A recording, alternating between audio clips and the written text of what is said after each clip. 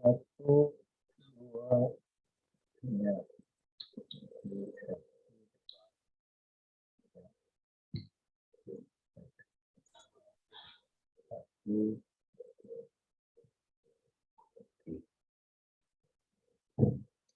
Oke, kali ini kita kedatangan satu tamu lagi setelah minggu lalu Pak Cipto Wardoyo, kali ini Pak Heri Heriono, ya, apa namanya, yang akan membahas tentang refleksi 5 sebetulnya, ya. Refleksi 5 itu tentunya berkaitan sebetulnya tentang etnografi, tapi kita lihat ini akan sedikit tentang musik juga, ya, gitu.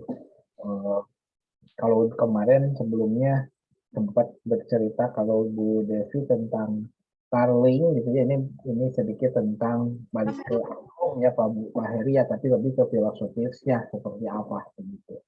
Nah, sebagai perkenalan, Pak Heri ini pengajar dari Widyatama Bandung, Universitas Widyatama, dan Universitas apa kalau ITENAS singkatan Teknologi Nasional ya Pak Mugi ya. Institut Teknologi Nasional ITENAS ya di Bandung juga ya. Kebetulan Pak Mugi ini S1-nya di Unpad ya, S2-nya juga sama, S2-nya di Unpad.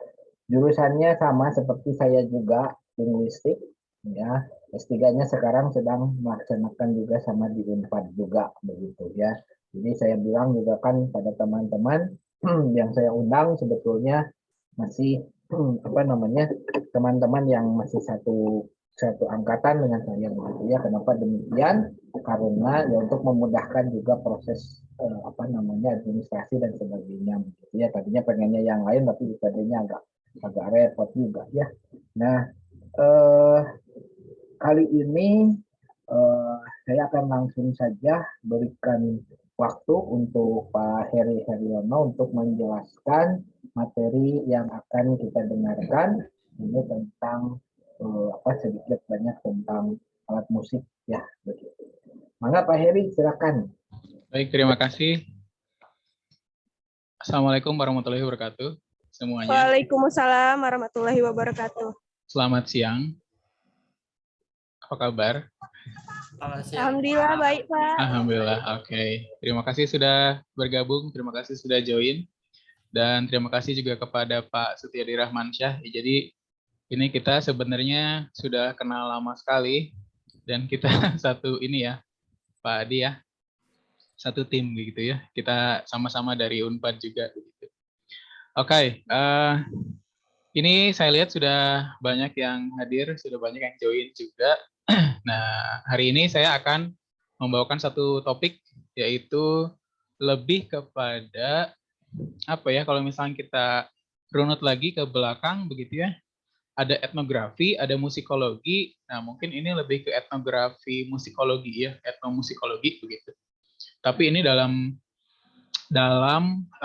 tingkatan yang sederhana gitu, tidak terlalu detail. Jadi hanya untuk memberikan gambaran gitu ya. Kalau di Sunda alat musiknya itu ada apa aja? Mungkin kemarin-kemarin sudah dibahas banyak gitu ya. Ada angklung yang paling terkenal dan lain-lain lah. Tapi hari ini saya akan menjelaskan dari sisi yang lain gitu ya. Mungkin bisa jadi perspektif baru bagi teman-teman gitu ya. Oke. Sebentar. Apakah saya sudah jadi host? Sudah ya. Oh, belum dijadikan co-host, Pak Adi. Nah, kita hari ini, terima kasih. Kita hari ini mau diskusi aja, kita ngobrol-ngobrol saja. Mungkin beberapa teman-teman di sini juga bukan berasal dari Sunda ya, karena saya lihat-lihat memang semuanya dari luar. Coba saya cek dulu ya, ini ada Kang Triwanda. Kalau di Bandung kan kita sebutnya Kang Triwanda dari mana? Saya dari Jambi, Pak. Oh, dari Jambi. Oke, dari Jambi. Tapi ada nggak teman, kerabat, relatif yang berasal dari Jawa Barat gitu? Ada, saudara ada ya. Oke, jadi sudah familiar ya. Nah, jadi tidak terlalu aneh lah gitu ya. Mungkin di Jambi juga sekarang ada banyak orang Sunda begitu ya. Tapi identik mungkin orang Sunda di Jambi yang berjualan sepertinya ya. atau punya gerai apa begitu ya. Kalau misalkan Sunda itu kan di Bandung itu identik dengan Garut misalkan, atau di Jawa Barat itu identik dengan Bandung, Garut, Ciamis, Tasik begitu ya. Ada Sunda Priangan yang di bagian selatan, ada Sunda yang utara gitu ya. Nah, oke, saya akan mulai untuk memperlihatkan sebentar ya, ini lagi. Saya share screen dulu. Nah, ini oke, ya bisa terlihat ya, teman-teman bisa kelihatan. Oke. Nah, jadi hari ini kita akan diskusi mengenai alat musik Sunda, tapi dari 3 pendekatan. Pendekatan mistis, pendekatan ontologis, dan juga pendekatan fungsional, gitu ya. Mungkin yang kemarin sudah dijelaskan terkait dengan alat musik Sunda yang berupa angklung juga sudah dicoba secara digital, gitu ya, sama Pak Adi, dan juga para pengajar yang lainnya juga sudah memberikan penjelasan mengenai alat musik yang lainnya, begitu ya. Tapi hari ini kita akan membahas dari sisi yang 3 ini, dari sisi yang mistisnya, ontologis, dan juga fungsional, gitu ya. Oke. Alat musik Sunda, kalau kita lihat, ya asalnya dari Sunda, begitu ya. Tapi mungkin juga ada percampuran dari negara lain, gitu ya. Terutama kalau misalnya kita lihat kebudayaan Sunda itu kan termasuk kebudayaan yang tidak bisa lepas dari yang namanya bambu atau awi, gitu ya. Nah, kalau kita lihat sebuah masyarakat itu akan sangat relate begitu ya dengan sesuatu ketika masyarakat tersebut memang menggunakan atau banyak mengekspos hal tersebut. Nah, salah satunya kalau misalkan di Jawa Barat gitu ya, di masyarakat Sunda itu mereka banyak mengekspos, banyak menggunakan bambu begitu. Makanya kalau misalkan kita lihat masyarakat Sunda dengan bambu atau dengan awi kita sebutnya gitu ya, itu tidak akan pernah lepas. Bahkan kalau misalkan kita lihat ada banyak hal, sandang, papan, pangan itu semuanya juga ada dari bambu begitu ya. Contoh, memang ada gitu bambu yang dipakai sebagai pakaian gitu ya, tidak secara langsung begitu ya, tidak secara langsung bahwa bambu kita jadiin baju gitu, enggak gitu. Tapi kalau misalnya kita lihat di Sunda, karena masyarakatnya agraris gitu ya, mereka rata-rata mata pencahariannya adalah bertani, berladang gitu ya, ke sawah. Mungkin di daerah kalian juga ada kan ya penutup kepala, pelindung kepala dari sinar matahari, dari terik matahari kalau ke sawah, ke ladang gitu ya. Mungkin namanya berbeda di daerah kalian.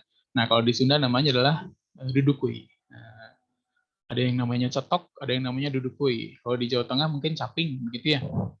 Itu kan sebenarnya dibuatnya dari anyaman bambu juga. Itu dari segi sandang. Papan, ya rumah gitu ya. Kalau misalnya kita lihat identik lah ya kalau misalkan rumah yang tradisional di Jawa Barat, di Sunda begitu ya. Kita masih bisa lihat rumah-rumah di sekitar Sumedang gitu ya, di Ciamis gitu. Itu mereka memang dindingnya berbahan dasar dari hinis. Hinis itu permukaan luar bambu gitu yang ditipisin terus nanti dianyam begitu ya, sehingga jadilah dinding begitu. Nah, misalkan satu lagi, memang ada orang yang memakan bambu ya. Kalau bambu tidak dimakan ya, tapi tunasnya. Kalau di Sunda ada namanya iwung. Kalau bahasa Indonesianya adalah rebung.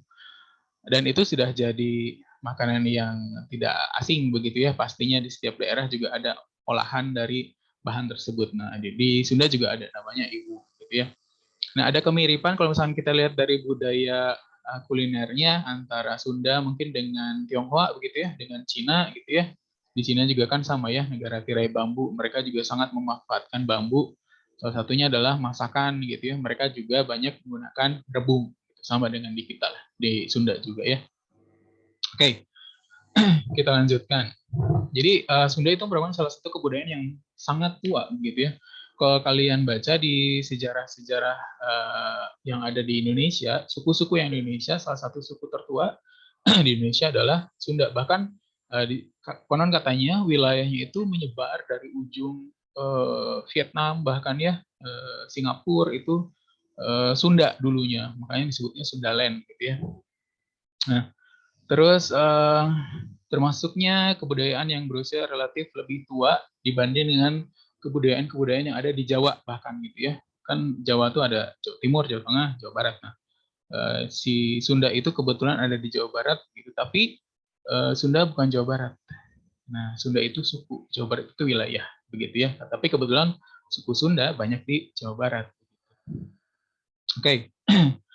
Eh, tentunya salah satu produk budaya itu musik salah satunya. Tapi yang lain-lain juga banyak ya. Produk budaya itu kuliner, makanan itu produk budaya juga, fashion gitu ya. Terus juga apa namanya? Produk budaya itu kita bisa lihat di apalagi produk budaya-budaya yang sekarang gitu ya, yang modern culture gitu ya, itu banyak sekali. Tapi kalau misalnya kita lihat, produk budaya yang paling kelihatan dalam masyarakat itu adalah musik salah satunya gitu ya. Karena zaman dulu kan salah satu hiburan, salah satu apa ya, tempat mereka untuk melepas penat itu adalah salah satu dengan memainkan alat musik. Berbeda dengan sekarang, kalau misalkan kalian suntuk ke YouTube gitu ya, lihat HP gitu ya, sosial media dan lain-lain. Tapi kalau orang zaman dulu gimana mereka bersenang-senang yaitu dengan alat musik begitu. Jadi musik merupakan salah satu produk budaya gitu ya. Nah, oke, alat musik yang lahir dari budaya biasanya tidak akan jauh-jauh dari apa namanya? Masyarakatnya relate dengan apa yang tadi saya bilang bahwa masyarakat Sunda itu relate dengan bambu sehingga alat musiknya pun kebanyakan ya dari bambu gitu ya. Nah, kalau misalnya kita lihat alat musik yang di Sunda, banyak sekali yang dari bambu, bisa sampai 14-an gitu ya. Kalau misalkan kita runut yang alat musik yang dari bambu, tapi yang paling terkenal mungkin angklung. Ada yang pernah ke Bandung, ke Saung Angklung Ujo? Dulu tapi, 2 tahun yang lalu. Karena sekarang sepertinya sedang sepi gitu ya.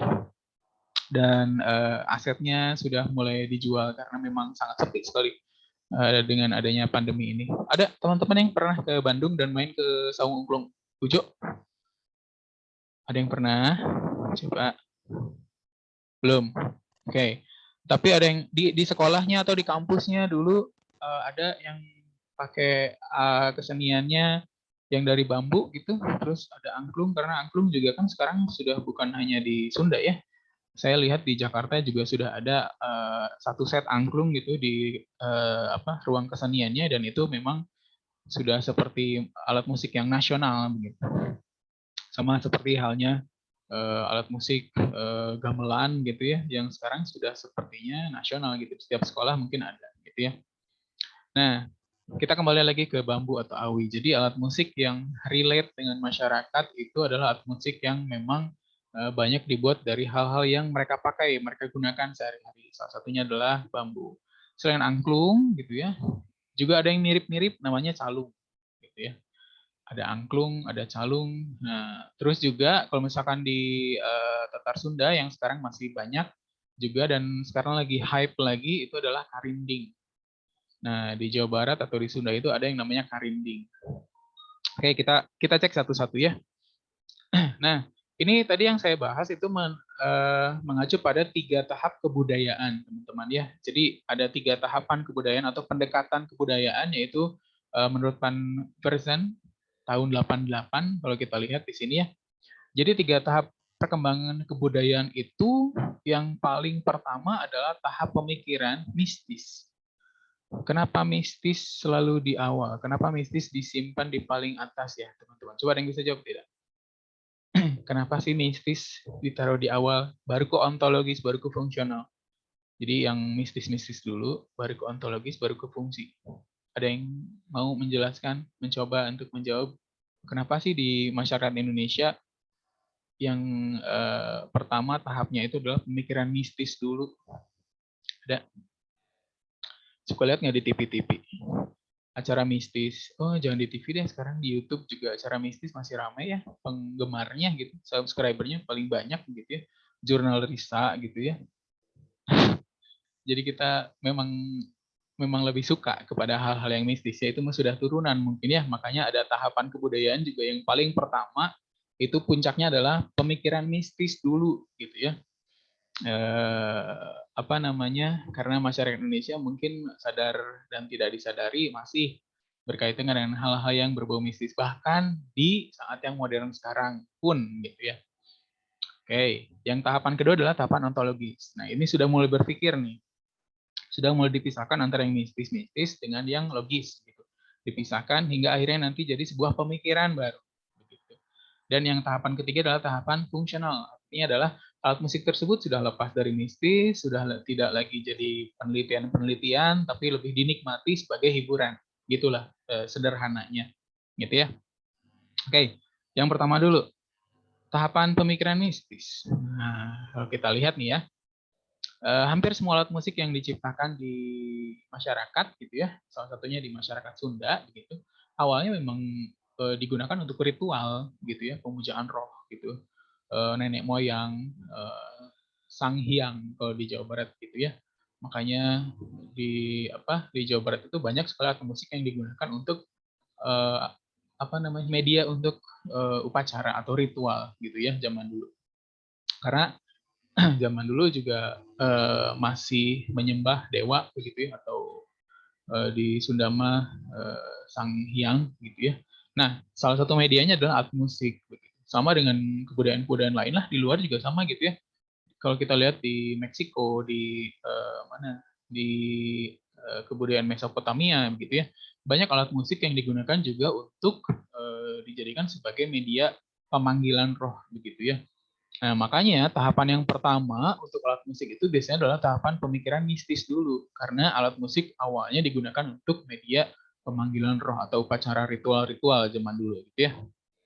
Tapi kan makin sini makin berkembang gitu, alat musik ya sudah, alat musik ya sebagai hiburan aja gitu. Tapi mungkin masih ada beberapa orang tua yang menurut bahwa alat musik ini mah jangan dimainin sembarangan, bisi gitu ya, takutnya ada yang keluar gitu ya, roh sesuatu keluar gitu ya dari alat musik tersebut gitu ya. Atau mungkin teman-teman juga pernah dengar kalau misalkan di beberapa daerah ada gamelan yang bunyi sendiri, itu kan seru ya, mistis ya. Hal kayak gitu kan sangat menarik untuk kita tonton gitu ya. Ada di ruangan ini tuh suka ada alat musik yang bunyi sendiri gitu ya. Nah, hal kayak gitu kan yang mistis-mistis gitu ya. Terutama kalau misalkan gamelan, gong gitu ya. Gong itu kan memang bunyinya tuh rada-rada gimana gitu. Rada-rada menyeramkan gitu ya. Nah, kalau di Sunda, wah itu mah ada beberapa alat musik yang terkenal mistis gitu. Kalau dibunyikan itu pasti yang mendengarkan ada yang kesurupan. Salah satunya adalah tarawangsa. Nah, kalau kalian pernah dengar tarawangsa itu seperti rebab, lebih tua dari rebab. Senarnya 2 gitu ya. Bentuknya kayak rebab gitu. Ada yang tahu rebab nggak? Teman-teman ada yang tahu rebab? Rebab itu kayak biola yang panjang. Kalau di Kalau di pewayangan itu biasanya di gamelannya itu ada rebabnya. Nah, itu lebih tua lagi. Itu namanya tarawangsa. Jadi tarawangsa itu ada 2 jenis, bukan 2 jenis. Ada 2 istilah tarawangsa itu. Yang satu adalah kesenian ya, yang satu adalah alat musiknya. Dua-duanya juga mistis gitu ya. Yang satu alat musiknya itu seperti rebab, jadi kalau dibunyikan tuh bunyinya tuh ngeri gitu, serem gitu ya. Yang satu lagi adalah seninya, seni tari. Jadi ada artikel yang mengatakan bahwa tarawangsa itu adalah dancing with the ancestor gitu ya. Menari dengan leluhur gitu. Jadi mau tidak mau kalau misalkan yang menari tarawangsa itu pasti kerasukan. Nah, tahapan mistis itu jadi tahapan yang paling pertama gitu ya, bahkan oleh Van Persen gitu ya, tahun 1988 gitu. Mereka sudah berpikiran bahwa di Indonesia memang kesukuannya itu tidak bisa lepas dari hal-hal mistis, makanya yang paling pertama mereka jabarkan yaitu pendekatannya secara mistis dulu, pemikiran mistis dulu, gitu ya. Oke, itu yang pertama, tahapan mistis atau pemikiran mistis ya. Oke, kita lihat. Nah, yang berikutnya adalah tahapan atau pemikiran ontologis. Nah, ontos itu ada, logos itu ilmu. Jadi sudah mulai turun, sudah mulai dipisahkan nih. Yang mistis, udahlah, mistis mah udah zaman dulu-dulu gitu ya. Bisa nggak nih yang mistis-mistis kita teliti gitu ya? Alat musik ini apakah hanya aspek mistikalnya aja gitu, tapi yang lainnya mungkin kita bisa teliti nih gitu ya dari si alat musik tersebut. Nah, jadi sudah mulai dipisahkan hal yang mistisnya dengan hal yang logisnya gitu. Karena sudah mulai hilang, sudah mulai punah begitu ya. Alat musik tradisional itu sudah mulai berkurang. Pertama berkurang playernya atau pemainnya, yang kedua adalah berkurang peminatnya. Kalau kita lihat di Jawa Barat sendiri, alat musik tradisionalnya sekarang sudah mulai, bahkan kabarnya Saung Angklung Ujo itu sudah menjual beberapa set angklungnya di di online, bukan online shop ya seperti itulah, di tempat-tempat penjualan yang online begitu ya, dijual beberapa karena memang peminatnya tidak ada, yang nonton tidak ada, ditambah lagi dengan kondisi yang sekarang gitu ya. Nah, anak muda sekarang juga kan lebih cenderung untuk memainkan alat musik yang modern gitu ya, dibanding dengan alat musik yang tradisional. Oke, kalau kita lihat di sini pada cara pemikiran ontologis, alam pikiran manusia itu mengambil jarak atau distance. Ada jarak nih dari yang sinesis dengan yang logisnya. Jadi dengan adanya jarak tersebut, nah orang akan mengajukan pertanyaan, udah mulai logis gitu ya. Kok bisa sih alat musik tersebut menimbulkan mistis? Mistisnya di mana sih? Apalagi mungkin angkatan kalian gitu ya, angkatan kalian tuh sudah mulai mempertanyakan hal-hal yang tidak logis gitu ya. Ya dibahasnya yang logis-logis aja lah, yang nggak logis mah nggak usah gitu. Nah, tahap pemikiran ontologis adalah sikap kita yang tidak lagi hidup dalam kepungan kekuasaan mistis. Masih percaya dengan hal mistis? Ini ada, coba kita lihat ya. Ada Zakia Rosyada. Halo, Zakia Rosyada. Suara saya terdengar. Zakia Hilwa. Zakia. Halo. Ada Hilwa? Ada, Pak. Ada. Lagi di mana Hilwa? Ini, Pak, lagi ada kegiatan pagelaran budaya, Pak. Oh, lagi ada pagelaran budaya. Oke, kalau begitu. Tapi masih mengikuti ya, Hilwa ya? Iya, Pak, masih mengikuti, Pak. Hilwa dari mana? Dari Dari Riau, Universitas? Pak.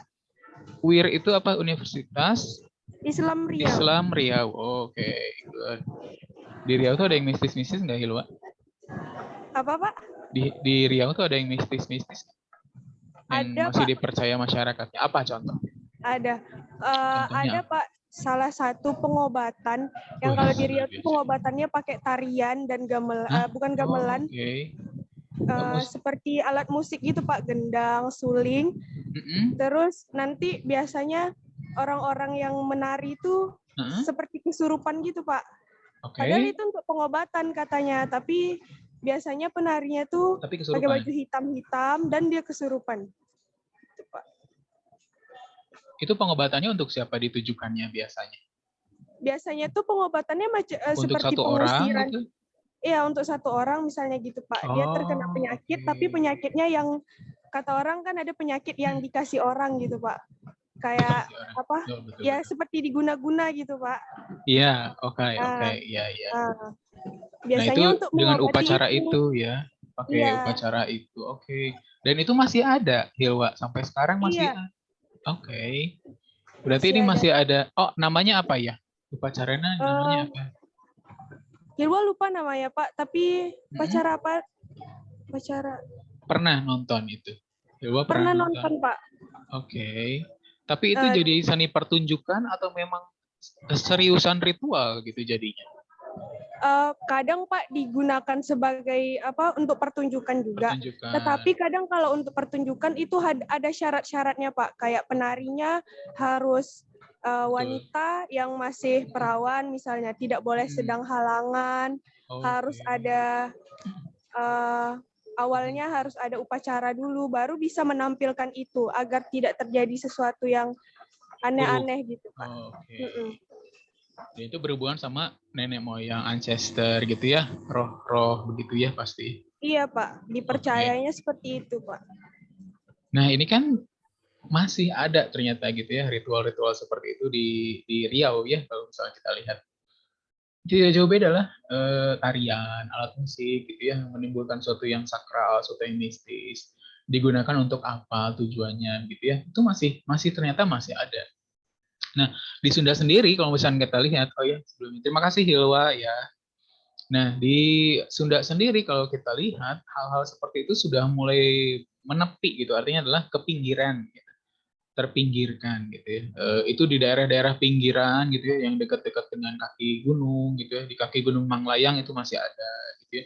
Di daerah-daerah Bandung ujung yang dekat gunung gitu masih ada acara-acara seperti itu ya. Karena memang masih dipelihara lah budayanya. Tapi kalau misalnya yang Bandung ke sebelah sini Dago gitu, wah udah sudah tidak ada lagi ya, banyaknya hotel dan perumahan dan party-party begitu ya. Oke, nah sekarang kita lihat. Jadi kita tuh sudah ngambil jarak kepada sesuatu yang dulu dirasakan sebagai kepungan mistis, sekarang itu sudah mulai melepaskan. Tapi seperti yang tadi Hilwa bilang bahwa di daerahnya masih tetap ada gitu ya, ritual-ritual yang meskipun ada yang dijadikan sebagai pertunjukan, seni pertunjukan, pada akhirnya jadi seni pertunjukan. Tapi di balik seni pertunjukan tersebut kan ada syarat-syarat tuh yang harus dilengkapi gitu ya. Kalau tidak dilengkapi syaratnya, maka akan ada bahaya. Nah, begitu kira-kira ya. Tahapan kedua, namanya adalah tahapan ontologis. Begitu. Nanti kita lebih detail lagi ya. Tahapan ketiga sekarang adalah tahapan fungsional. Artinya adalah sudah lepas dari mistis, sudah lepas dari ontologis. Nah, sekarang sebagai hiburan aja. Gitu. Jadi alat musiknya sebagai hiburan. Ke Saung Angklung Ujo gitu ya, nonton, udah sebagai hiburan aja, kita ikut gitu main. Terus ada kan biasanya ada konduktornya gitu ya, coba dicek yang sebelah sini angklungnya nada apa gitu. Jadi akhirnya kita immerse gitu ya di dalam kegiatan tersebut. Jadi kita terlibat dalam kegiatan tersebut yang akhirnya jadi hiburan tersendiri buat kita. Sekarang banyak seni pertunjukan tradisional gitu ya di ujung Berung, terutama ya kalau di Bandung, Bandung yang ujung, Bandung yang atas gitu ya dekat kaki Bukit Manglayang itu masih ada pertunjukan-pertunjukan yang bersifat buhun atau tradisional sekali gitu ya. Seni karinding, terus juga seni tarawangsa itu masih digunakan gitu ya untuk mengiringi kegiatan yang lain misalkan gitu ya. Nah, itu masih dipelihara oleh mereka. Tapi ujung-ujungnya sekarang jadi tahapannya adalah tahapan fungsional, artinya adalah dijadikan sebagai pertunjukan, hiburan bagi masyarakat sekitar dan juga bagi para turis gitu ya. Oke. Nah, kita lihat berikutnya. Nah, ini alat musik yang pertama akan kita bahas tentunya adalah yang paling terkenal ya di Sunda, di Jawa Barat, di kebudayaan Sunda, alat musiknya adalah angklung. Nah, kalau kita lihat nih, tentunya sudah familiar lah dengan angklung ya. Di TV banyak, aplikasinya ada gitu ya. Di YouTube juga seni pertunjukan. Yang terakhir kemarin itu adalah kalau kalian lihat Alfie Rap, nah itu salah satu musisi yang modern lah kalau menurut saya. Tapi dia tidak melupakan budaya dan dia juga sempat kolaborasi dengan siapa gitu, yang dari Bandung dengan satu set itu alat musik itu kalian bisa tonton di YouTube lah. Itu di channelnya Clash Nation kalau tidak salah, di Clash Nation. Yang terakhir tuh videonya ada 420 yang kolaborasi dengan DJ Winky. Jadi lagu 420 jadinya diremix sama DJ Winky. Nah, di jajaran itu kalau kalian lihat sebelum-sebelumnya itu pasti ada lah gitu ya, video Alfie Rev itu collab sama musik tradisional yaitu angklung satu set gitu. Silakan nanti kalian cari, dan itu bunyinya jadi sangat modern sekali gitu, tidak terlihat lagi tradisional gitu ya. Bunyinya sangat modern lah, jadi sangat elektronik sekali gitu ya dikemasnya. Oke, kalau kita lihat nih dari tahapan pertama, angklung, mitos angklung ya. Kalau misalnya kita lihat di di Tatar Sunda sendiri, awalnya angklung itu ya berkaitan dengan ritual gitu ya. Dulu sebelum masyarakat turun ke sawah, mereka ada ritual dulu, mereka ada upacara dulu. Nah, angklung digunakan untuk pemujaan atau memanggil roh. Ini kalau misalnya di Jawa Barat dikenal dengan ada Nyi Sari Pohaci atau Dewi Sri. Nah, kalau kalian pernah dengar Dewi Sri, kalau di Jawa Barat itu adalah kesuburan yang terkait dengan sawah, biasanya gitu, sawah dan ladang. Sebelum bertani, masyarakat petani itu ya mengadakan acara dulu, ritual dengan sesajen dan lain-lain gitu ya. Makanan dikumpul-kumpulkan masyarakat, terus mereka mengadakan acara, mereka berkumpul, mereka memainkan angklung, salah satunya itu untuk memanggil dan untuk menghibur Nyi Sari Pohaci agar dianya bahagia, hasil panennya ke depannya bagus. Itu, jadi dari sisi mistisnya, tahapan yang pertama, angklung juga ternyata dipakai untuk ritual ya. Nah, tapi ritualnya memang untuk ke pertanian zaman dulu. Berikutnya untuk tahapan kedua, angklung dari sisi ontologis, kalau kita lihat banyak penelitian yang sudah membahas mengenai angklung, bahkan di jurnal yang internasional sekelas Elsevier itu ada satu penelitian yang membahas mengenai angklung ya. Nah, ini contoh dari penelitian-penelitian yang mengangkat angklung sebagai topiknya gitu ya. Karena memang ini di luar negeri itu sangat laku sekali ya, terutama di negara-negara Eropa. Alat musik tradisional yang sifatnya etnis itu sangat laku sekali. Makanya tidak heran ya beberapa musisi Indonesia yang etnik gitu ya, beberapa musisi Indonesia yang etnis gitu ya, itu mereka biasanya manggungnya di Eropa gitu ya. Contoh beberapa bulan terakhir Tohpati itu manggung di Eropa, dia membawa krunya atau rekan-rekan musisinya itu pemain suling, pemain kecapi gitu ya, terus juga pemain kendang, karena memang di luar sana mereka lebih suka musik-musik yang etnis, jazz tapi etnis gitu. Jadi kemasannya itu jazz tapi alat yang dipakainya adalah etnis gitu ya, tentunya disesuaikan gitu. Nah, mereka lebih tertarik dengan hal-hal yang seperti itu. Makanya mungkin di luaran sana sampai di Belanda kan juga kan ada satu studi yang terkait dengan kebudayaan Sunda gitu ya, karena mereka tuh sangat suka sekali dengan kebudayaan Jawa ada, Sunda ada, bahkan sampai alat musiknya. Bahkan mereka yang mengembangkan gitu ya, mengembangkan alat musik tersebut dibanding dengan orang Indonesia sendiri. Gitu orang Indonesia sudah mulai ya udahlah kita sebagai penikmat saja gitu ya. Tapi kalau di mereka justru dijadikan sebagai suatu yang modern, dikembangkan. Ini contoh-contoh ya, ini dari pemikiran ontologis. Jadi ini sudah mulai diteliti gitu, jadi penelitian gitu ya. Mungkin bertanya-tanya, kok bisa sih angklung jadi penelitian? Ya buktinya ada gitu ya. Memang beberapa orang yang tertarik dengan angklung gitu. Nah, itu ya. Berikutnya adalah kalau dari sisi apa namanya, dari sisi fungsional itu sudah mulai ke seni pertunjukannya sebagai hiburannya. Jadi angklung berfungsi sebagai pertunjukan hiburan. Ya tentunya adalah yang paling terkenal adalah Song Angklung Ujo yang ada di Padasuka Bandung, gitu ya. Ini salah satu yang melestarikan. Nah, mudah-mudahan bangkit kembali gitu ya, banyak yang nonton. Gitu. Alat musik yang berikutnya selain angklung sudah terlalu overrated, terlalu oke lah angklung mah Jawa Barat atau Sunda banget lah. Ada lagi yang lain nggak sih? Masalahnya di Sunda itu alat musiknya ada. Alat musiknya adalah karinding. Nah, segini doang alat musiknya karinding. Seukuran ini nih, telunjuk, seukuran telunjuk aja. Dibuatnya dari hinis. Hinis itu adalah kulit bambu ya. Atau juga yang sangat tradisional sekali, yang lebih tradisional lagi itu dari pelepah kawung atau enau. Kalau zaman dulu disebut, kalau di Sunda namanya kawung, gitu ya. Tapi di secara internasional disebutnya adalah enau, gitu ya. Bunyinya juga begitu mistis. Kalau misalnya didengerin malam-malam, kalian dengerin karinding gitu ya, agak-agak merinding gitu kalau saya gitu ya. Nah itu nanti kalian bisa lihat di YouTube ya, karinding itu bunyinya kayak gimana. Jadi kayak resonansi aja, resonansi yang berbunyi dari getaran yang dimainkan pakai ini. Jadi digetarkan gitu pakai mulut, terus digerakkan pakai ini nih telunjuk, sehingga bunyi resonansinya, bunyi getarannya itu aneh gitu ya. Kalau menurut saya sih aneh gitu. Terus juga bikin agak merinding, apalagi kalau misalnya didengarkan malam-malam gitu ya. Terus karya ini juga sama, digunakan untuk ritual, tapi ritualnya di sini adalah untuk pengusiran hama. Karena dipercaya hama juga termasuk suatu roh yang jahat gitu ya zaman dulu. Nah, itu dipakai untuk kegiatan ritual juga. Jadi kalau misalkan ada pas kita bertani gitu ya, kegiatan bercocok tanam, kemudian ada gangguan hama, karinding dipakai untuk ritual. Nah, gitu ya.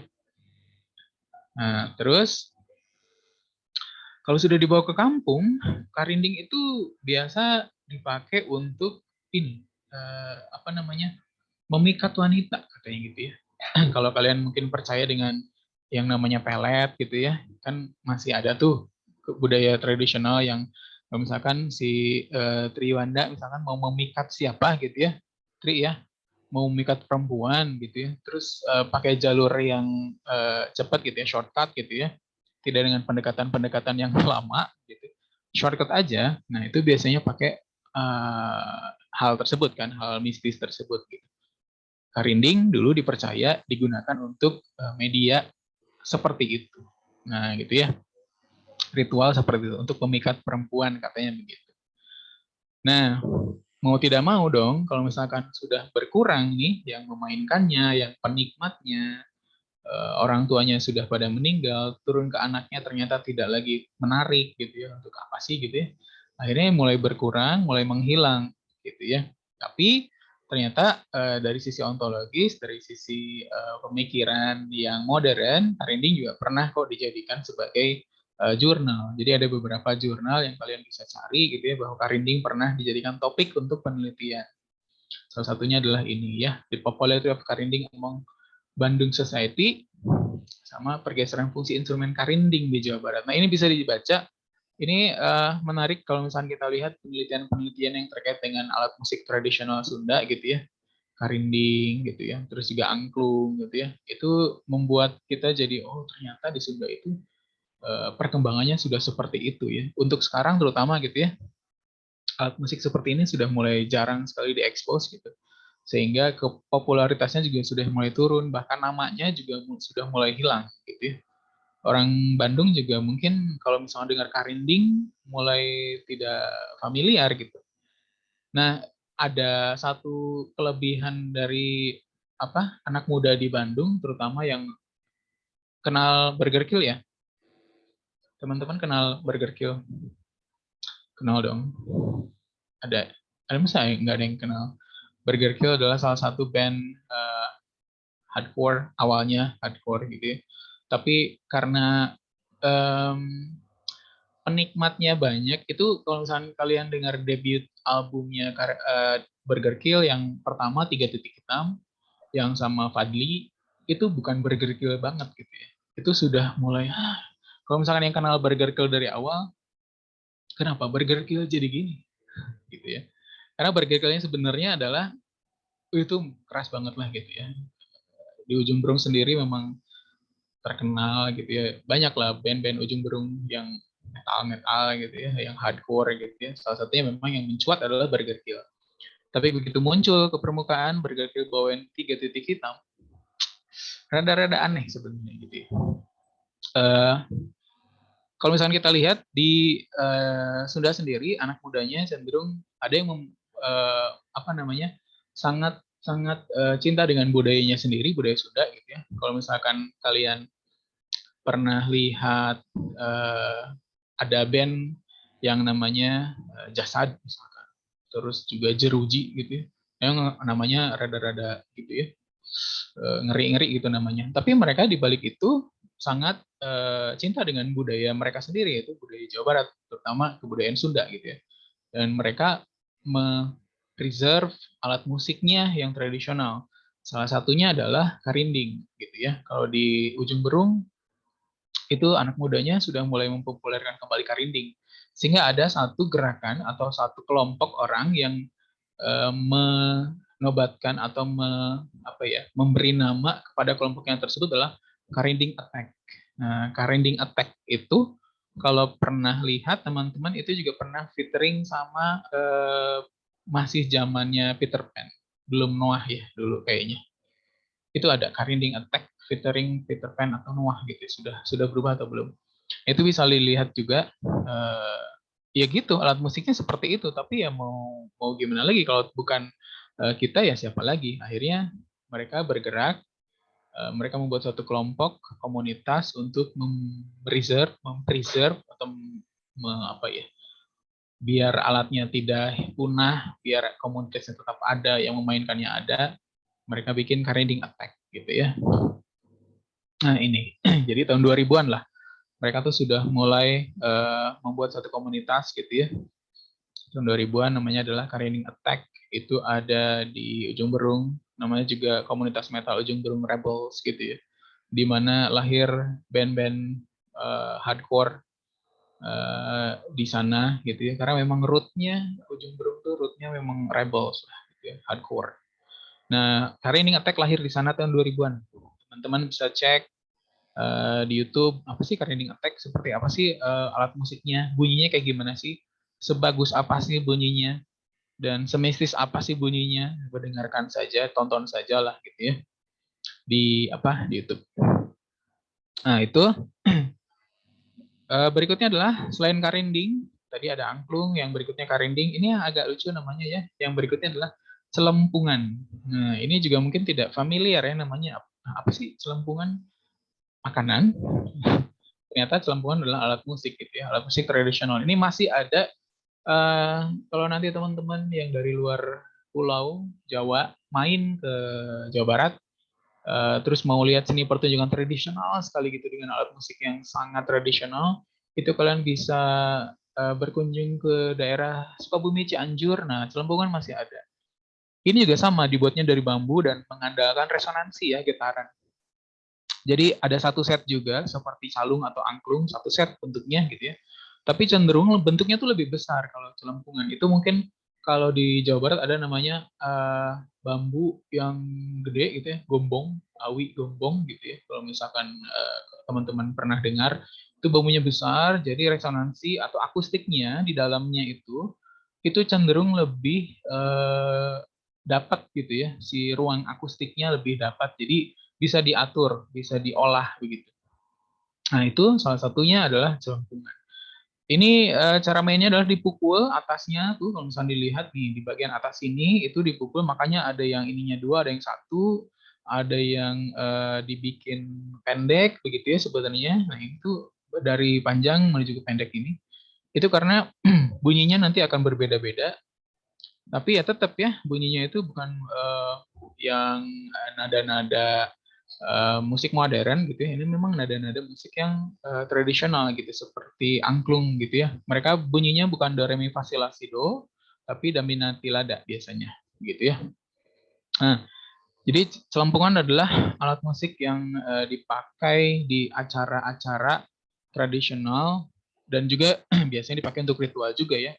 Itu masih bisa ditemukan di daerah Sukabumi sama Cianjur kalau di Sunda gitu ya.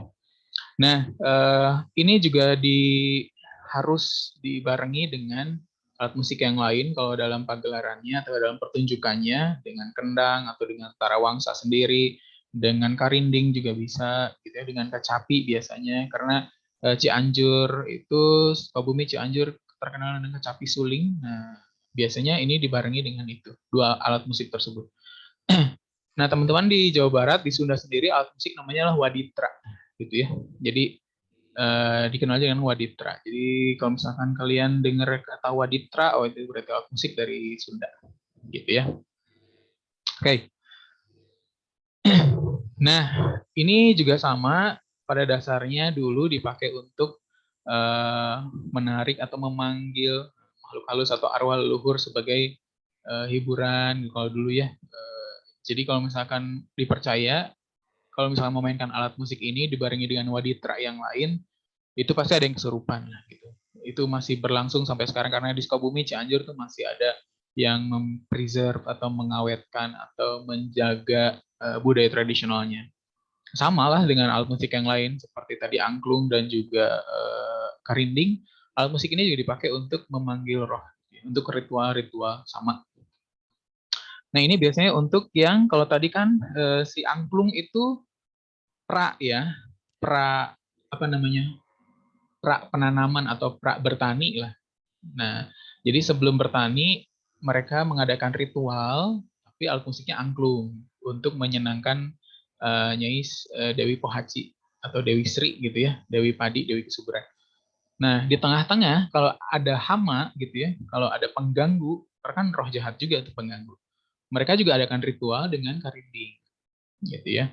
Di akhir ketika panen gitu ya, terus mereka bersenang-senang, panennya bagus, mereka juga ngadain acara juga, upacara juga untuk menyenangkan masyarakat dan juga menyenangkan dan sebagai rasa terima kasih, yaitu dengan acara tari-tarian dan lain-lain itu biasanya menggunakan celempungan. Jadi ketiga alat musik tersebut sebelum terpisah-pisah jauh, mungkin dulu awalnya ya satu kesatuan.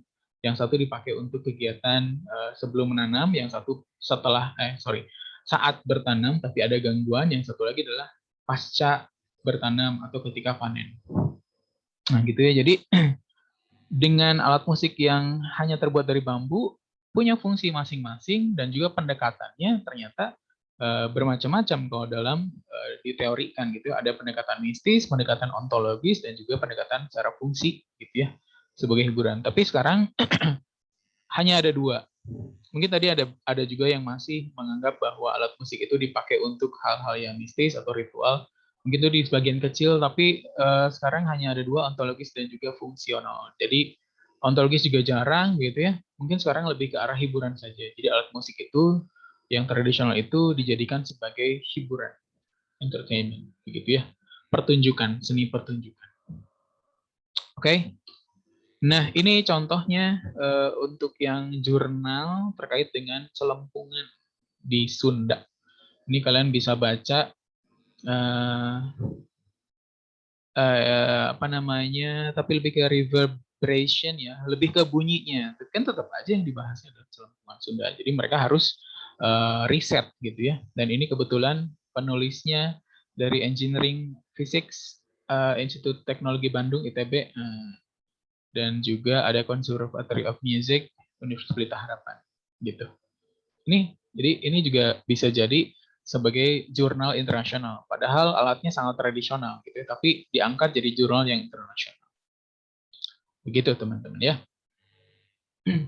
Nah, kekayaan alat musik tradisi dari bambu seperti angklung, calung, suling, dan lain-lain ini banyak sekali alat musiknya. Itu bisa mencapai sampai katanya 114 jenis gitu ya. Tapi untuk saat ini sangat disayangkan alat musik bambu tersebut hanya dijadikan sebagai alat pertunjukan, seni pertunjukan saja. Artinya adalah orang-orang sudah tidak lagi ingin memainkannya hanya sebagai ya udahlah kita nonton aja gitu ya. Apa sih yang alat musik tradisional gitu ya? Bangga juga mungkin sudah tidak gitu, lebih sukanya musik-musik yang modern gitu ya, yang digital, yang techno dan lain-lain gitu ya. Nah, akhirnya apa? Ketika alat musik tersebut tidak lagi dipakai, dipergunakan, dimainkan negaranya sendiri, di daerahnya sendiri, ya mungkin ada beberapa negara yang tertarik dan ingin mengakuisisinya.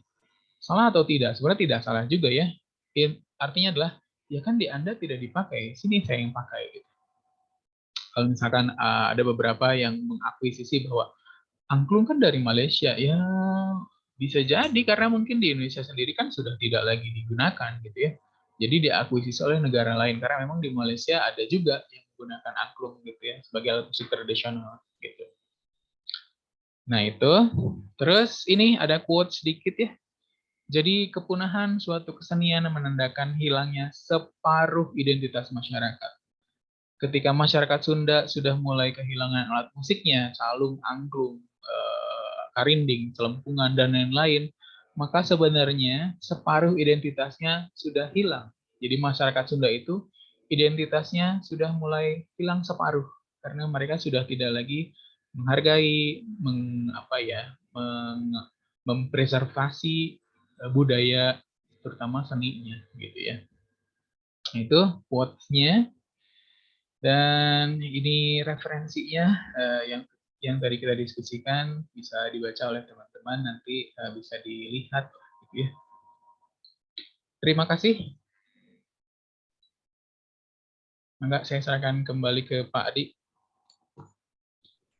Oke, penjelasan yang cukup menarik tentang 3 hal ya dalam seni sebetulnya yang memang kalau Indonesia itu ya pertama-tama kita selalu berkaitan dengan mistis, kedua tadi ke ontologis dan ketukar ya, ontologis, ketiga Ya, betul. Fungsi filosofis ya, fungsinya ya gitu. hiburannya. Hiburannya dan betul fungsionalnya. Nah gitu. Nah memang betul ya kejadian kemarin juga yang lagi rame si Kang Yana hilang di Tanjung Sari. Saya masih keingetan juga itu orang Indonesia itu sampai mengkaitkannya dengan mistis duluan ya gitu ya, orang hilang ya. Anda mungkin dengar beritanya ya yang lagi viral itu ya, Iya. orang hilang di Cadas Pangeran ya, dikiranya katanya diculik hantu padahal dia pergi ke Cirebon ya, ke rumah istri mudanya katanya begitu ya. Jadi itu yang memang di kita itu mungkin apa ya, sesuatu hal yang sudah menjadi budaya atau tradisi begitu ya. Jadi mau tidak mau, percaya tidak percaya, tapi sepertinya orang Indonesia itu nomor satu itu tidak pernah hilang begitu ya. Selalu ada yang dikait-kaitkan dengan itu begitu. Betul. Nah, kira-kira akan ada yang ditanyakan dulu nggak nih ke Pak Heri nih? Kira-kira ada pertanyaan tidak? Silakan. Ada yang ditanyakan tidak? Silakan. Yuk, siapa yang mau coba tanya? Nah, jadi memang kalau saya ini ya, kalau kita rujuk ke ini, ke apa namanya, ke adat istiadat budaya Sunda, memang dari dulu pun demikian. Nah, ini saya ada bukunya satu, nah ini kalau terlihat jelas, ini dari PH Haji Hasan Mustafa, itu judulnya tentang adat istiadat Sunda. Nah, buku ini syarat dengan yang tadi itu, begitu ya, kalau kita lihat, karena zaman dulu itu katanya misalnya di sini ya, kalau misalnya untuk bertani, nah di sini dia bilang petani itu biasanya harus pertama-tama mencari air dulu dari yang disebutnya cikahuripan atau tempat para leluhur yang termasyhur yang ada hasilnya, bisa juga ke makam-makam katanya, gitu ya.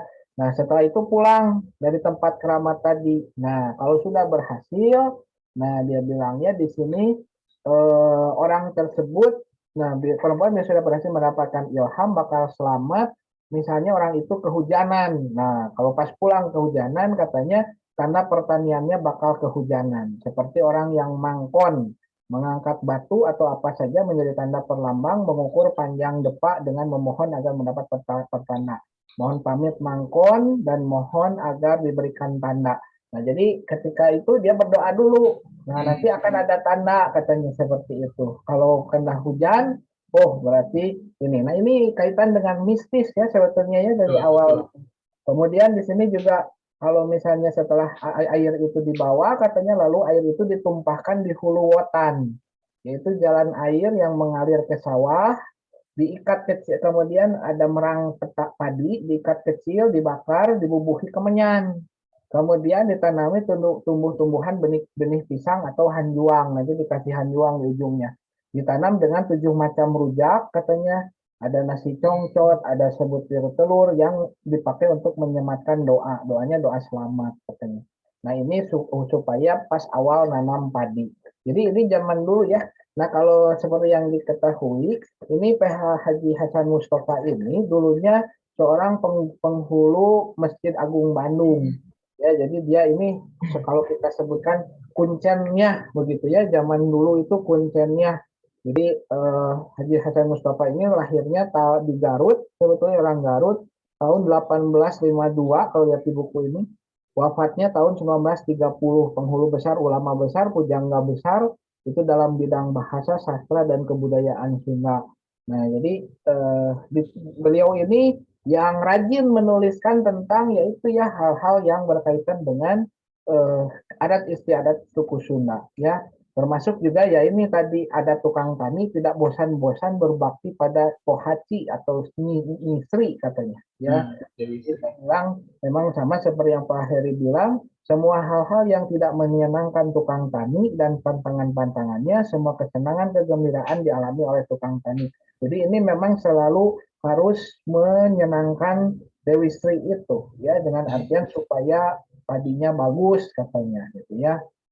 Nah, di sini juga ada praktik benih juga, itu sebelumnya harus makal merang kemenyan, hanjuang tadi disimpan di pinggir, kalau sudah beres katanya barulah diwuluku atau digaru itu ya, pakai garu. Setelah garu dikasih katanya garu kembang, tidak hanya permukaannya tapi dengan cangkul. Nah, baru ditaburkan. Cara naburkan benih pun dia ada caranya juga gitu ya. Jadi di sini ada ada ininya apa namanya ada prosesinya begitu ya. Jadi sebetulnya kearifan lokal Indonesia kalau kita lihat ya tidak sebatas hanya terkena hanya mistis saja ya, mungkin memang leluhur kita itu ya walau alam ya, kita pun sebetulnya sekarang ini hidup dalam kehidupan beragama pun ya, kita kalau orang yang beriman dan bertakwa tentunya harus percaya juga terhadap yang gaib itu, yang tidak terlihat oleh mata, tapi kan kita percaya ya Tuhan itu kan juga ada begitu ya. Meskipun kita merasa bahwa hidup di dunia ini semua serba realistis, nyata gitu ya. Tapi kan ternyata kalau orang-orang dahulu mungkin karena dia tinggal dalam suatu lingkungan yang dekat dengan alam, jadi mereka lebih cenderung apa ya, lebih sensitif mungkin ya dengan hal-hal yang demikian begitu. Jadi sebetulnya juga itu merupakan bukti syukur terhadap alam, kemudian tata cara teknologi lama yang memang zaman sekarang tidak digunakan lagi begitu ya. Padahal tapi kalau kita lihat ya dari tata caranya, misalnya mengambil air dari tempat keramat, misalnya kemudian dibawa ke sawah, itu mungkin juga ada filosofis-filosofis di dalamnya, nilai-nilai yang bisa kita pelajari dalam kehidupan sehari-hari. Dan mungkin juga air di situ ya memang airnya bagus ya, mungkin juga jadi subur itu karena ada mineral tertentu yang ada di dalam situ bagus untuk ini ya, bisa jadi ya kalau secara ilmiah mungkin juga masih bisa diterangkan gitu. Nah, jadi adat Sunda ini memang kalau kita lihat orang Indonesia ya tidak itu ya, memang tidak hanya di Sunda saja, bahkan tadi Jawa pun di Riau ternyata masih ya. Nah, coba yang lain kira-kira masihkah ada di tempat yang lain yang berbau-bau mistis gitu? Kira-kira? Ya karena memang hal-hal yang berbau mistis tersebut memang sekarang jadi konsumsi lagi. Iya betul. Dulu kan dijadikan upacara ritual bahkan. Bahkan sekarang pemujaan gitu. Masuk dalam YouTube. Iya, kalau sekarang memang jadi konsumsi ya. Tentunya juga kadang-kadang dibuat-buat juga ya, nggak asli gitu. Oke, saya coba tanya siapa yang lain, boleh? Mau ini mungkin dari Orlan. Orlan, adakah di Kupang di mana di sana, apakah masih ada nggak ritual-ritual misalnya daerah seperti wilayah-wilayah apa namanya untuk pertanian, perkebunan? Boleh siapa yang? Halo Pak. Oke, boleh. Dengar Orlan ya. Kalau di daerahnya saya ini masuk perkotaan Pak, jadi untuk ritual seperti itu sudah jarang Pak. Ya. Oke. Ya, tapi kalau misalnya di wilayah daerah-daerahnya itu masih ada? Mungkin di pedalaman saja Pak, dan orang kurang tahu juga soalnya. Oke. Ya. Mungkin kalau lebih ke kota ya sama seperti di Bandung pun kayaknya udah nggak ada ya. Bukan nggak ada sih, ada, tapi ya kita harus mencari. Sekarang tidak setiap wilayah, setiap tempat ada, tapi beberapa orang masih gitu ya.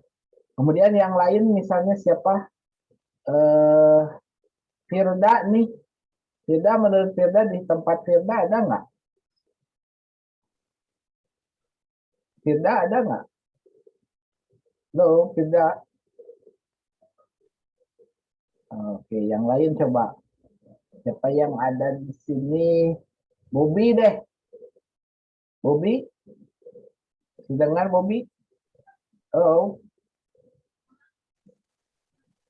Oke. Bobby. Nah, itu ada. Oke. Suaranya nggak keluar, Bobby. Dengar Pak, halo? Ada, oke, ada, oke. Nah, gimana di daerah Bobby nih, masih ada nggak yang seperti itu? Kalau di daerah saya itu udah dibilang udah dekat kota gitu Pak. Jadi kalau yang untuk itu yang pengalaman saya nggak ada Pak. Oke. Berarti masih ini ya. Oke, jadi kita sebetulnya daerah Indonesia itu sudah berkembang mungkin ya, semakin. Tapi saya pikir ya di dalam lubuk hati orang, setiap orang Indonesia selalu ada yang percaya itu ya, mau tidak mau gitu ya, suka tidak suka, tapi ketika orang menyebutkan itu kadang-kadang ya juga ya ada gitu ya, selalu ya. Nah itu. Nah karena kan ya itu tadi mungkin karena apa tidak hanya di Indonesia, saya pikir seluruh dunia pun sama. Bahkan saya sempat apa namanya di Facebook pun ada ya komunitas seperti hantu gitu, orang bule itu banyak ribuan itu ya, kayak dipikir-pikir orang bule itu kayak udah logikanya ini.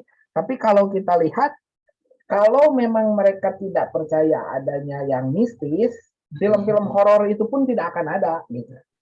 Secara logikanya ya. Karena kan mereka kadang-kadang tidak mau mengakui juga ya, oh kami itu sudah modern gitu ya. Tapi coba lihat, kenapa ada tayangan misalnya paranormal activity ya, kemudian ada film-film hantu horor misalnya Emmett Till atau misalnya Dracula atau apa gitu ya. Nah itu saya pikir mungkin ya mereka dalam lubuk hatinya tetap mengakui hal-hal yang seperti itu sepertinya ada, tapi di logikakannya susah begitu. Itu ya yang mereka mungkin menganggap bahwa hal-hal itu tidak apa ya, tidak dinomorsatukan begitu ya. Tapi saya lihat orang bule justru lebih ini. Kalau mereka juga mereka saya lihat kalau sudah konsen mencari yang seperti itu mereka itu sampai diilmiahkan, itu dicoba diilmiahkan ya, bahkan sampai bikin alat-alat untuk deteksi hal-hal yang tidak terlihat itu ya, menggunakan apa namanya misalnya yang untuk pemanas itu ya, untuk sensor tubuh gitu, jadi kelihatan kalau warnanya jadi merah kan itu ya. Nah itu saya pikir juga mereka sepertinya tertarik juga. Kalau di sana saya sempat ngobrol dulu dengan orang Rusia, namanya para psikologi ya, para psikologi. Jadi bagian dari ilmu psikolog yang mempelajari juga bagian yang para itu more than apa ya namanya, more than normal kan gitu ya, makanya disebutnya paranormal. Para itu ya lebih dari gitu ya, di situ ada para psikologi, jadi psikologi yang lebih dari psikolog gitu ya, yang sudah bisa ini ya. Memang menarik ya. Dan apa namanya, ini pun di buku yang tadi Haji Hasan Mustafa ini mungkin zaman dulu sangat syarat dengan hal-hal tertentu, dan supaya tidak salah beliau membuat buku ini begitu ya, dengan artian isinya saya pikir ini positif, semuanya positif, hanya menyebutkan budaya-budaya yang ada, misalnya untuk hitanan, untuk orang nikahan, apa namanya, makna filosofi orang-orang yang melakukan tradisi-tradisi itu gitu ya. Anda bisa bayangkan yang nulis ini penghulu Masjid Agung, berarti beliau itu kiai dulunya gitu ya, bukan artinya bukan apa namanya, bukan orang yang tidak beragama, justru orang yang taat beragama begitu, karena beliau yang pemuka agama masjid besar di Bandung begitu ya. Nah, Ada sekarang yang itu dijadikan nama jalan ya? ya, nah sekarang nama jalannya PHH Mustafa, tempat Pak Bugi Pak Heri kerja itu di Universitas Widya Tama, juga kan wilayahnya yaitu namanya jadi PHH Mustafa. PH itu penghulu Haji Hasan Mustafa, namanya penghulu ya PH. Oke, ada lagi yang ditanyakan Pak Heri kira-kira? Tidak ada? Adakah? Oke, nah jam segini memang sih agak udah capek memangnya dari pagi. Saya juga tadi dari kelas dari jam 7 pagi sampai sekarang masih on gitu ya, tapi tidak apa-apa. Nah ini refleksi kita berkaitan dengan kebinekaan dan juga toleransi. Nah kalau kita lihat dari segi kebinekaan atau Pancasila, iya nomor satu kan ketuhanan yang Maha Esa gitu ya. Kemudian itu masuk ke nomor satu sebetulnya ya, istilah-istilah tadi ketuhanan yang Maha Esa, kita harus tetap percaya bahwa Tuhan itu menciptakan tidak hanya manusia ya, pastinya ada sesuatu hal yang mungkin kita tidak tahu gitu ya. Kadang-kadang kita juga menganggap bahwa misalnya bakteri itu nggak ada, kan nggak kelihatan, padahal ada. Virus itu nggak ada, coba sekarang ya, orang yang tidak percaya dengan virus corona dulunya kan gitu ya, ternyata banyak yang meninggal gara-gara itu gitu ya. Berarti kan tidak semua hal yang bisa kita lihat dengan mata itu kita bisa anggap memang tidak ada, tapi mungkin ya itulah ya yang tadi ya saya sempat mengkaji beberapa sebetulnya ya, mulai dari Pranata Mangsa gitu ya, kalender Sunda, semuanya juga kalau dilogiskan susah, tapi itu teknologi zaman dulu yang memang tidak ada tandingannya kita pun bingung itu kok bisa begitu ya. Dia bisa memprediksi kapan kejadian misalnya bencana, memprediksi hujan, ya lebih hebat daripada meteorologi ya gitu ya. Mereka lebih tahu gitu ya kalau ini hanya dengan melihat atau menghitung hitungan tertentu, hitungan hari, hitungan jam gitu ya. Nah itu yang tidak kita punya. Dan saya sebetulnya masih masih apa namanya ya terkesan juga ya kita sebetulnya harusnya ada yang mau membukukan itu. Tata caranya sih gimana sih? Ya, setidaknya mungkin orang akan pasti bilangnya tahayul itu parilimun atau misalnya apa yang disebutnya sebagai klinik gitu ya. Tapi justru itulah eh, budaya ya yang perlu kita lestarikan karena kalau nanti 100 ya tahulah 20 tahun lagi lah ya, 20 tahun lagi apakah hal yang seperti itu masih ada atau tidak gitu ya, apakah masih relevan atau tidak. Nah itu tugas dari para peneliti untuk meneruskan itu gitu ya. Angklung pun mungkin saja apakah angklung itu modelnya akan tetap seperti itu. Siapa tahu nanti akan ada perkembangan bahwa angklung dibuat tidak dari bambu, mungkin nanti dari plastik misalnya mungkin ya karena bahannya sudah tidak ada lagi kan bisa saja ya. Bahan bambunya sudah berkurang. Kemudian kita sudahlah ganti aja dengan plastik sama dengan seruling kan gitu ya.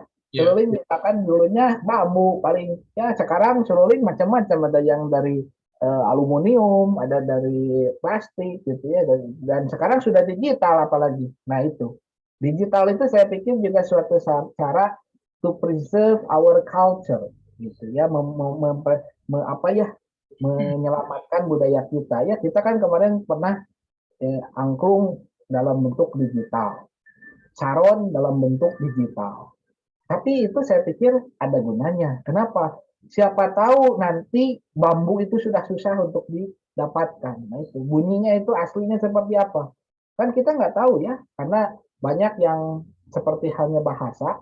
Bahasa itu banyak orang yang berkata bahwa bahasa itu kalau penggunanya banyak itu akan kekal kan gitu ya Pak Bumi ya kemarin ya Pak Heri ya. Ternyata kan buktinya bahasa Sanskerta yang begitu hebatnya juga hancur kan gitu, tidak ada orang yang bisa bahasa Sanskerta padahal dulunya dibilang bahwa bahasa Sanskerta itu adalah bahasa global, bahasa internasional gitu ya. Nah siapa tahu nanti bahasa Inggris pun punah. Mungkin saja ya bisa saja gitu ya sama seperti itu gitu. Ada yang ditanyakan tidak kira-kira, ada komentar mungkin? Tidak ada Pak Bugi atau Pak Heri, saya biasanya panggilnya Bugi, jadi ingatnya Pak Bugi, Pak Heri sama saja. Nah Pak Heri kira-kira bisa disimpulkan apa yang bisa kita dapatkan secara ini untuk hari ini ya sebelum kita tutup. Ya, jadi kalau dapat disimpulkan bahwa tadi betul yang dikatakan Pak Adi, sejauh manapun kita melangkah di modernisasi, gitu ya. Tapi kita tidak bisa meninggalkan sesuatu yang sudah duluan ada, yaitu seni, kesenian, seni budaya, terutama seni budaya kita sendiri. Jadi preserve your culture, gitu ya, terutama kesenian, alat musiknya dan lain-lain. Karena yang tadi dibilang di quotes-nya, kalau misalnya kesenian sudah hilang, berarti separuh dari identitas masyarakat tersebut sebenarnya sudah hilang. Kebayangkan misalkan kalau misalkan tidak ada lagi yang menjaganya, tidak ada lagi yang memainkannya, terutama alat musik gitu ya, maka alat musik tersebut akan punah di kita, tapi mungkin akan dimiliki oleh negara lain. Gitu ya. Terima kasih dari saya, cukup sekian. Oke, itu saja mungkin untuk kegiatan refleksi kali ini. Jangan lupa untuk absensi di spadanya, saya sudah masukkan sebetulnya sedikit tentang ini. Anda silakan absen spada, jangan lupa, karena kalau absen ini nggak bisa diperpanjang ya, jadi kita hanya bisa di hari ini paling lambat nanti sampai jam 5 saya setnya gitu ya. Kalau misalnya sudah lewat hari seperti kemarin kelupaan yang punya Ivan ya kemarin itu ya, kelupaan agak susah saya menjanginnya karena absennya nggak bisa diperpanjang. Kalau tugas saya bisa perpanjang atau laporan bisa saya perpanjang. Kalau absen hanya untuk hari ini. Jadi silakan ya. Ini ada sedikit filosofi musik sebetulnya ya. Ini saya ambil dari blog. Ada orang yang bilang katanya setiap orang boleh memiliki pendapat tentang musik, namun kita jeli katanya dari sejumlah sejuta perbedaan bermusik mengalami musik, salah satu dasar esensi yang perlu dicermati katanya, yaitu musik adalah suara tercipta karena satu sederetan bauran frekuensi berbeda pada umumnya menumbuhkan bangkai harmoni, betul ya. Ya benar, jika kita menuju ke esensi musik, pasti musik itu sebagai hiburan bermata dari tangga nada diatonik, ya, kemudian berbasis pentatonik, ada juga deretan frekuensi yang membaur, tidak peduli berasal dari suara kucing mengeong, ayam berkokok, katanya ikan paus melengking, suara serigala kutub, ya, bongkahan gunung es, suara gesekan bambu. Nah itu kan sebenarnya kan bambu itu juga mungkin dari sini ya bergesek karena tiupan angin, suara rumput, katanya ya terinjak kaki, suara jangkrik, ya. Ini semuanya dikelompokkan bisa menjadi sebagai alat musik, ya, bisa perkusi, bisa alat gesek dan seterusnya. Kemudian kita lihat di sini untuk memudahkan pengertian, esensinya itu bauran musik itu, ya, karena masing-masing ada versi yang berbeda katanya ya. Kemudian namun jika dilihat dari jarak sangat sederhana, jatuh dalam pelukan jiwa, genggaman raga, serta sentuhan benak hati, ditambah bekal imajinasi, kreativitas, inovasi, eksperimen, dan referensi, semua berubah menjadi indah. Nah ini juga betul ya, ini seperti hanya kebinekaan mungkin harus seperti ini. Berbeda-beda, berbaur, ada musik itu, tapi kalau sudah digabung menjadi sebuah imajinasi, sebuah kreativitas, sebuah inovasi, akan menghasilkan katanya menjadi indah. Ya, dia bilang yang dapat merungkas onak dan duri, menguatkan nyali, membesarkan hati, sehingga dapat menghasilkan simpati, empati maupun rezeki katanya ya. Karena kita dapat menjadikan setiap nada dasar merupakan tangan nada tersebut naik turun setengah nada, menambah oktav katanya ya. Nah ini jadi sesuatu hal yang menarik ya. Nah di sini juga disebutkan ada power of music. Dengan power of music dapat menggalang dana untuk bencana, dapat menjadi alat kritik, dapat menjadi satir untuk diktator, dapat menjadi penawar dahaga bagi yang sedang mabuk cinta katanya ya, dapat menjadi sarana upacara atau ritual, betul yang tadi ya, dapat menggelorakan semangat perjuangan, betul kalau musiknya musik perjuangan, orang pakai tabur kan gitu kan mau perang, nah itu juga musik. Kemudian perjuangan olahraga, dapat membela kebenaran dan lain-lain. Jadi asal aplikasi musik disampaikan secara tepat, benar, jujur, adil, terbuka, dilakukan secara bermusik, karena jika tidak bermusik akan jadi bumerang katanya, bernada sumbang, disampaikan oleh mereka yang bukan seharusnya menyampaikan, bukan ahlinya. Jadi ini filosofinya ya. Jadi katanya di tangan ahlinya musik dapat dikemas secara solo, duo, trio, quartet, choir maupun orkestra dengan membahana. Artinya katanya di sini musik itu di bawah layar langsung loncat. Di bawah itu dia bilang musik itu merupakan manajemen. Ya, jadi katanya dari sini demikian halnya dengan manajemen yang wajib di seluruh masa, bertaktiknya pada masa supaya ada tidak dipercaya waktu. Bertobatlah untuk tidak bermusik secara fals atau sumbang, supaya harmoni tetap prima. Berada di jalurnya sehingga tepuk tangan membahana di tengah jutaan manusia tiba-tiba bangkit dari duduknya, berdiri memberikan apresiasi atas musik Anda, menggelegar di setiap wahana maupun di mana Anda berada. Karena bagaimanapun cara Anda bermusik identik dengan cara Anda mengelola. Jadi memang betul ya, kalau lihat filosofi musik itu sama dengan filosofi kebangsaan yang harus kita pertahankan, yaitu berbeda-beda, meskipun dari ujung berbeda, sifatnya berbeda, bunyinya berbeda, tapi kalau dalam satu keharmonisan menjadi sesuatu hal yang indah, kan seperti itu ya. Itu musik yang disimpulkan oleh si ini dari siapa, Agung Mutakin. Nah ini bagus juga ya, saya pikir kayaknya saya masukkan ke sini. Oke, saya pikir itu dulu untuk presensi. Silakan di ini jangan lupa ya, cek dulu ya sebentar, takutnya ini lihat dulu aja. Pak Adi, kalau begitu saya izin untuk leave. Oh ya, oke, baik, terima kasih teman-teman semua, terima kasih atas kehadirannya tadi sudah berdiskusi terkait dengan musik Sunda. Semoga ada manfaatnya ya untuk teman-teman, melancar perkuliahannya juga. Terima kasih sekali lagi. Saya izin leave, Pak Adi. Assalamualaikum warahmatullahi wabarakatuh. Oke, mangga Pak Heri, terima kasih banyak. Ya. Terima kasih Bapak. Ya, ini saya lihat presensinya aja dulu ya sebelum kita tutup. Mana tadi? Saya lupa. Besok tentang apa ya? Saya lupa lagi. Nanti saya lihat etnografi dan apa? Dia udah masuk belum? Oke, ini yang belum, yang Raifar nggak masuk ya? Oke, Raifar sama Feby memang nggak ada ya? Oke, saya pikir udah masuk berarti semua. Oke, itu saja dulu. Kita ketemu besok untuk kebinekaan selanjutnya. Jadi kita itu sampai Desember kayaknya harus nyambung terus ya. Sabtu Minggu itu selalu akan ada ini. Karena kalau tidak, kita lewat off sampai Natal gitu ya. Karena jadi saya menghindari itu. Makanya hari Sabtu dan Minggu saya tetap padatkan ya. Jadi mulai ini Sabtu dan Minggu kita tetap jalan ada. Kenapa? Karena proyeksi saya kalau Sabtu Minggu itu kita laksanakan terus tidak ada bolong ya, kita berakhir di Desember kisaran tanggal 18 atau tanggal berapa ya, Desember ujung. Nah, pokoknya ya itu udah hampir Natal ya. Saya tidak mau sampai kalau mengganggu liburan Anda, nanti Anda harus liburan, kita tetap harus kuliah begitu ya. Nah, itu biasanya kan ITB itu selesai di Minggu Tenang tanggal 6 Desember ya. Ini masih berlanjut mungkin sampai tanggal saya sih kemarin ngitungnya sampai 18 kalau tidak salah, paling telat tanggal 18 Desember ini ya, paling telat. Kalau enggak juga mungkin sekitaran inilah belasan Desember kita sudah selesai begitu ya.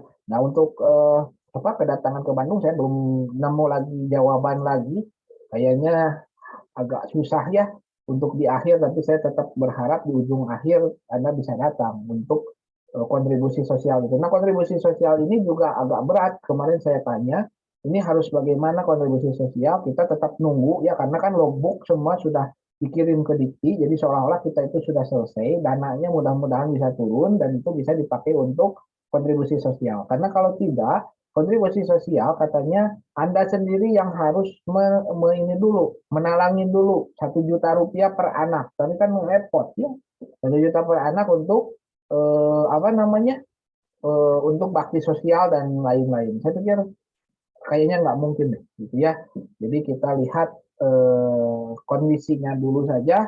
Kalau uangnya turun dari Dikti, baru kita laksanakan kontribusi sosial. Mungkin kalau uangnya tidak turun, kita gunakan ya kontribusi sosialnya mungkin di tempat masing-masing, kita cari yang tidak mengeluarkan biaya, kurang lebih seperti itu ya, mungkin untuk ujung akhir, karena kan itu harus tetap ada harusnya, karena kan dalam modul Nusantara. Kalau misalnya kesempatannya minggu akhir itu Anda bisa datang, ya mudah-mudahan bisa, itu yang bisa kita akan langsung turun ke lapangan ya, ngasih dana bantuan itu ya bagi yang membutuhkan tentunya.